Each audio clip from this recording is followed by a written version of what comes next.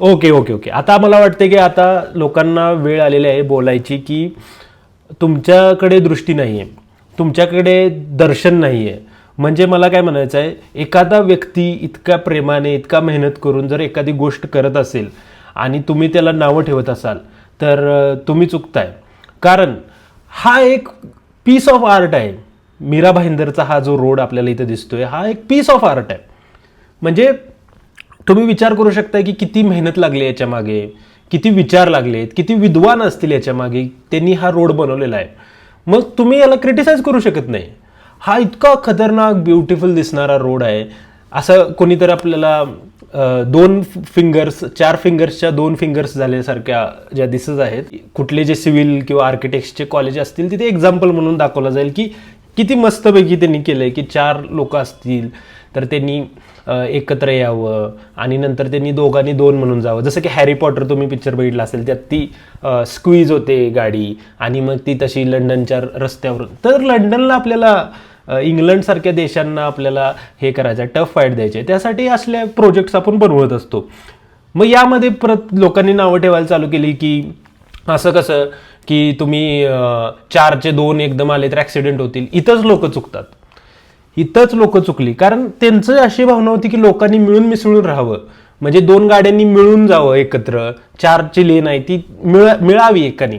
इथे तुम्ही most beautiful त्यांचा संदेश होता की तुम्ही एकत्र यावं, ते तुम्ही मिस केला सगळ्यांनी. त्यामुळं कॉन्ट्रोवर्सी झालेली आहे. आता तुम्हाला दुसरा एक अजून एक मस्तपैकी प्रोजेक्ट आहे मुंबईतला, तो माहीत असेल, गोखले ब्रिज नावाचा. गोखले ब्रिजला काय झालं, इकडून बांधायला सुरुवात केली, इकडून बांधायला सुरुवात केली आणि तो जवळ आल्यावर त्याची भेट नाही झाली, तो दुरावा त्याचा हे झाला. तर याच्यात एक डीप सॅडनेस मिनिंग आहे. म्हणजे सगळ्याच गोष्टी ब्युटिफुल आहेत, सगळीकडे मस्त मस्त चाललंय, तर माणसाला एक दुरावा दिसला पाहिजे, एक आयुष्याचा संघर्ष दिसला पाहिजे.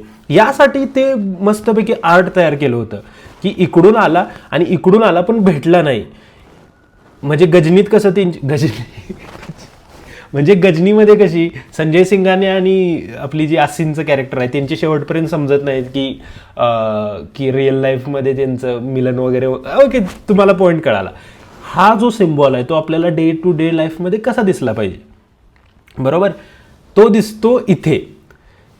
तू इकडून ये, मी इकडून येतो, आपल्या दोघांची भेट आयुष्यभर होणार नाही. पण काय केलं लोकांनी, याच्यावर दंगा केला आणि मग त्या सिव्हिल, हा जवळजवळ किती कोटीचा आहे, ओके 111 कोटीचा तर हा फ्लायओव्हर होता आणि तो फेल्युअर गेला. तेवढ्यात लोकांनी दंगा केला. मग लोकांना दंगा केल्यावर गव्हर्नमेंटला ऍक्शन घ्यायला लागली आणि 5,000 रुपये दंड केला. 5,000 रुपये दंड केला, चेष्टा आहे का? 5,000 रुपये एवढ्या, म्हणजे लोकांना कसं आहे की आर्ट इज सब्जेक्टिव्ह एक कोट आहे. मग लोकांना आर्ट दिसत नाही. अजून यानंतर मुंबईतनं आपण जरा थोडंसं पुण्याला आलो तर पुण्यामध्ये एक मस्त स्टेट ऑफ आर्ट मेट्रो स्टेशनचं डिझाईन करण्यात आलं होतं. हे जे डिझाईन होतं ते, आणि ही एक्सपेक्टेशन होतं आणि रियालिटीमध्ये हे झालं. तर लोक याला शिव्या द्यायला लागली की कसं काय करू शकता, हा कर्वा असा होता, तो बॉक्समध्ये स्क्वेअर केला. अरे तर बॉक्सच्या स्क्वेअरची तुम्ही ब्युटी बघा ना, की त्यांनी ते डिझाईन पण बसवलंय त्याच्यात, असं आहे ते, आणि स्क्वेअर पण बसवलाय. म्हणजे 2 डिझाईन एका वेळी मिळत आहेत आपल्याला. एक्सपेक्टेशन वर्सेस रिअल, एक्सपेक्टेशन भरपूर वाढलेले आहेत बहुतेक आपल्या. त्यामुळे आपण जे रील बघतो बाहेरच्या देशातले सौंदर्य नाही आहे, ते घाणच आहे सगळे. हे सगळे घाण आहे. जे दिसतंय नदी स्वच्छ आहे, शहर मस्तपैकी विदाऊट ट्रॅफिक, घाण आहे हे सगळं. आपल्या नजरेला हे बघणं, हे किती भारी आहे बाहेरच्या देशात, आपल्याकडे पण करायचं. नाही, आपलं आहे ते खरं आहे ना, बाहेरचं काय आहे. पुण्यात अजून एक ठिकाणी घोळ झालेला आहे की सिंहगड रोडचा जो फ्लायओव्हर आहे तो जवळजवळ 2 वर्ष बांधत होते आणि आता पूर्ण झाला आणि त्यानंतर तेथूनच मेट्रो जाणार आहे असा एक प्रस्ताव आला. आता तर मेट्रो कुठून जाणार, रोड तर एवढाच आहे, फ्लायओव्हर बनलेला आहे. आता इथं मेट्रो कुठे ठेवायची ना, मेट्रो एका साईडून घेऊ शकत नाही कारण बिल्डिंग्स आहेत. तर मेट्रो आता मधून नेणार आहेत.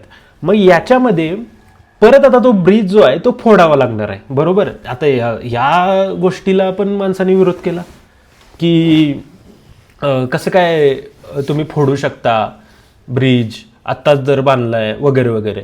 म्हणजे ह्यात सार्कॅस्टिक सुचत नाही आहे. ब्रिज जो आहे तो, त्याची जर क्वालिटी बघितली तुम्ही तर इन फ्युचर 100 वर्षांनी किंवा 200 वर्षांनी त्याला फोडावंच लागेल, म्हणजे तो फोडून त्याचा नवीन बांधावं लागणार, बरोबर. 100-200 वर्षाचा विचार करा. जर त्याला आपण आत्ताच फोडून जर त्याच्यामध्ये काहीतरी इम्प्रूव्हमेंट केली, त्यात पिलर्स वगैरे गाठले, तर अजून त्याची लाईफ वाढू शकते, राईट. म्हणजे 100-200 वर्ष होऊ शकतात. म्हणून इतका पुढचा विचार करावा लागतो 100-200 वर्षांचा. म्हणून त्याला आत्ताच फोडायचं, आत्ता बांधलाय ना, आत्ताच फोडायचं आणि त्यामध्ये नवीन पिलर्स घालायचे. हा विचार महत्त्वाचा आहे. मुंबई झालं, पुणे झालं, यानंतर आपण थोडं जाऊया नागपूरला, आपली जी उपराजधानी आहे. इथे काय होतं की एखादं व्यक्ती, एजेड व्यक्ती आहेत, एक ज्येष्ठ नागरिक व्यक्ती आहेत, त्या दुसऱ्या मजल्यावरून खाली येऊ शकत नाहीत, बरोबर. मग कधी गाडी आली तर त्यांना उबरवाला खाली वाट बघत बसतो, मग तो हळूहळू खाली येणार सेडेनी. म्हणून आपल्या गव्हर्नमेंटने काय केलं की आपण काय करू, तुम्ही जर सेकंड फ्लोअरला राहत असाल तर तिथून आम्ही डायरेक्ट घरातूनच रस्ता नेतो. म्हणजे कसं होईल, तुम्हाला तिथंच पिकअप किंवा ड्रॉप जो असेल तो घेता येईल. म्हणून हा नॅशनल हायवे जो आहे, हा अशोक स्क्वेअर नावाचं एक जागा आहे नागपूरमधली, मला माहीत नाही बट इथं लिहिलेलं आहे, त्यांच्या घरातून गेलेलं आहे. आता लोक म्हणतात की काय डिझाईन आहे, बट बरोबर आहे ना. जर तुम्ही इतका विचार करत असाल लोकांचा, तर हे परफेक्ट डिझाईन आहे. डायरेक्ट घरातून, बाहेरून नाही, 1 इंच जागा नाही, काही नाही, डायरेक्ट घरातून एक कर्व मारलेला आहे. टोकियो ड्रिफ्ट इथे मस्तपैकी शूट झाली असती. त्याचं नागपूर ड्रिफ्ट नावाचं मूवी जर काढायची कोणाची आयडिया असेल तर नक्कीच चांगला रोड आहे हा. आणि यानंतर थोडं आपण वरती जाऊया मध्य प्रदेश कायमच आपल्या चर्चेमध्ये साईडला केलं जातं. उत्तर प्रदेश, यूपी, बिहार, राजस्थान यांची नावं घेतली जातात. खाली साऊथच्या स्टेटची नावं घेतली जातात. महाराष्ट्राचं नाव घेतलं जातं, गुजरातचं नाव घेतलं जातं, पण मध्य प्रदेशचं नाव घेतलं जात नाही. मध्य प्रदेशमध्ये भोपाळमध्ये एक खतरनाक नमुना रोडचा करण्यात आला 90 डिग्रीमध्ये. तुम्हाला माहीत असेल, हा मध्ये फेमस झाला होता. आता कोण म्हणते की तो 90 डिग्री नाही, 119 डिग्री आहे. आता इथे एक डीप लेसन हे आहे. भोपाळमध्ये जी मॅथ्स किंवा जॉमेट्री शिकणारी मुलं आहेत, त्यांना अँगल कसा काढावा, राईट अँगल ट्रायंगल कसा काढावा, हे शिकण्यासाठी त्यांनी तिथल्या गव्हर्नमेंट असेल, तिथली लोकल बॉडी असेल, त्यांनी इतकं मनावर घेतलं की लोकांनी हे करावं, शिकावं मुलांनी की कसं रोड कसा क्रिएट केला जातो. ओके. आणि त्यासाठी त्या मुलांना एक्झाम्पल देण्यासाठी हा रोड होता. पण तिथल्या लोकांनी जरा तिथं विरोध केला वगैरे वगैरे, या गोष्टी झाल्या. पण ठीक आहे ना, कसला स्टेट ऑफ आर्ट आहे, म्हणजे असा जगात कुठे रस्ता नसा. आणि समोर बघू शकता असा आहे. म्हणजे आपल्याला आयुष्यात एकदम टर्न पण येतो आणि सॉफ्टली टर्न पण येतो. हा एक लेसन याच्यातून घेऊ शकतो. आणि तिथे मला एक साईडला स्टेडियम पण दिसत आहे, तर स्टेडियमचा पण व्ह्यू लोकांनी पूर्णपणे घ्यावा. टर्नला घेता येणार नाही ना 90 डिग्रीमध्ये, कसा असा पूर्ण स्टेडियमचा व्ह्यू घेता यावा म्हणून हे केलं असावं, असं माझा अंदाज आहे. यामध्ये कोणाचीही चूक नाही आहे. लोक उगाच नावं ठेवतात, हेच तर ब्युटी आहे आपली, हेच तर खरं आहे, याला उगाच नावं ठेवतात. आता फायनली आपण चाललेलो आहे बिहारमध्ये, जिथं सगळं संपतं. बियॉन्ड या शब्दाचा असतो पलीकडे, म्हणजे आपले विचार जिथं थांबतात तिथून यांची सुरुवात होते. याचं नाव आहे बिहार. बिहारमध्ये एक क्लॉक टॉवर आहे. बिहारवा. ओके. हा क्लॉक टॉवर तर तुम्ही सगळ्यांनी बघितलाच असेल.